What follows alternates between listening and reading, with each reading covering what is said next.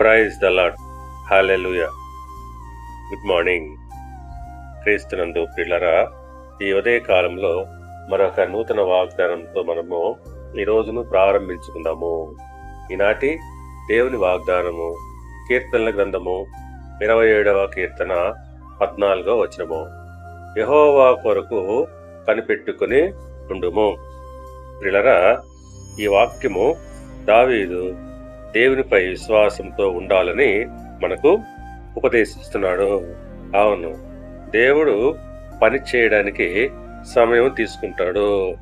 మన సమస్యలతో తొందరపడకుండా ఆయనపై విశ్వాసంతో ఎదురు చూడాలి. ఎప్పుడైతే మనము ఆయన పైన నిరీక్షణతో ఎదురు చూస్తుంటామో దేవుడు తప్పకుండా సహాయం చేస్తాడు. మనము ఈ చిన్న ప్రార్థన కూడా చేయాలి. ప్రభువా, మేము నిరీక్షణ కోల్పోకుండా విశ్వాసంతో ఎదురు చూచులాగున బలపరచుము. ఆమేన్. దేవుడి మిమ్మల్ని దీవించి ఆశీర్వదించి వర్ధిల్ల చేయునుగాక. ఆమేన్.